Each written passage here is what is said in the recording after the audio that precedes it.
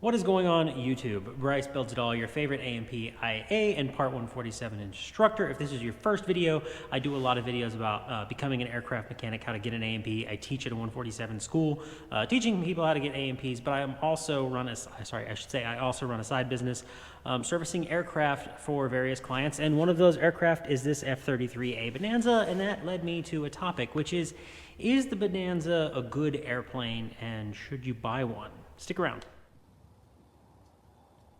So the answer to that question is somewhat simple, and it is yes. The Beechcraft Bonanza is a great airplane, but do you want to buy one? Do you want to own one? Is it a good choice for you? So if you stick around, I'm going to talk a little bit about cost of ownership from a maintenance perspective from my side as an A&P, as an IA.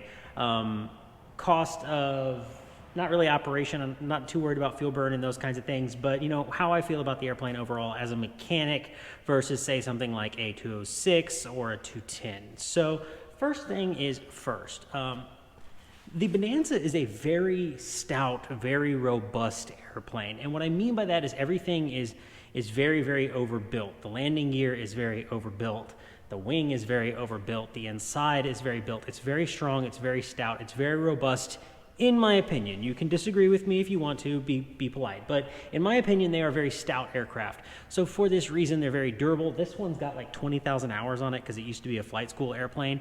It doesn't have that many. That was an exaggeration. But the point is, they hold up well to wear and tear, and they last a long time, which is a good thing. Now, there are certain consumable items like your engine overhauls that are going to be the same regardless of what airframe you have. If you're comparing this to something like a PA-32, a Cherokee 6, like I said, a 206, 210, anything like that, yeah, your engine overhaul is going to be the same. A lot of your avionics cost, all that stuff, so that's all going to be the same. But the actual aircraft itself is very stout, it's very robust, it's very heavy duty, and it's very comfortable. And I'll show you what I'm talking about on that.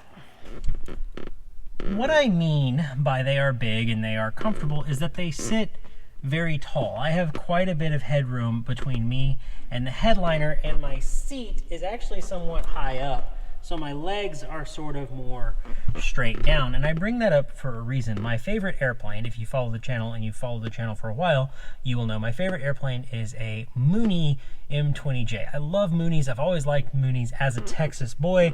I like the Texas aircraft. Nothing wrong with that. But Moonies, in my opinion, they're comfortable. They're just comfortable in a different way because you sit with your legs straight out in front of you. They're very tough to work on for that reason. They're kind of hard to get in and out of.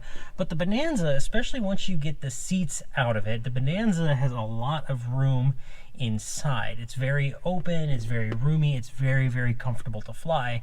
And any of your regular Bonanza pilots will tell you that. They are very comfortable airplanes. It's kind of like sitting in a Tahoe versus sitting in a, I don't know, like a Chevy Impala or something like that. Now, as far as maintenance cost goes, like I said, they are a high-performance aircraft. They are complex.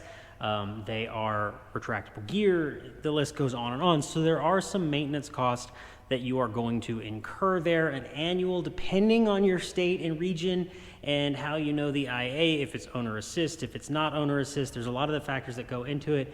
But an annual can cost you anywhere between $3,000 to $6,000 depending on where you're at. Again, that's just a rough number. I know what I charge. If you want me to do an annual for you, send me an email with your aircraft information and I'll let you know how much I would charge to do an annual for you.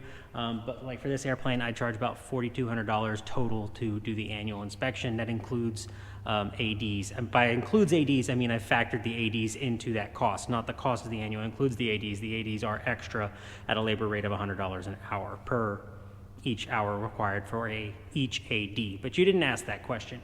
As far as the ADs go, there's not really an extensive list for the later models, for like the F-33s. For some of your newer models, your earlier Bonanzas, there are, depending on what model you get, there's some ADs on the tail, there's some ADs on the engines and on different things. But on this one, the ADs are not bad, and a lot of them have been permanently complied with. Like the rudder on this one has been beefed up with gusset plates, and the NDI inspection has been done, so it no longer has to be complied with. It has been permanently complied with, so the ADs on this one are actually pretty easy. What else should I say about annual inspection cost? You could probably expect the airplane to be down for about a week to a week and a half for each annual inspection, being that it is a retractable. It does have to go on jacks. We do have to do a gear swing on it. We do have to service the gear and all of that good stuff. So all of those things incur cost. It's something to think about, and I bring that up for a reason. If you're comparing it to something like a Cessna 206 that is fixed gear, yeah, that's going to be cheaper because it's fixed gear, but it is still a constant speed prop, so you have to factor that into it when you look at that equation.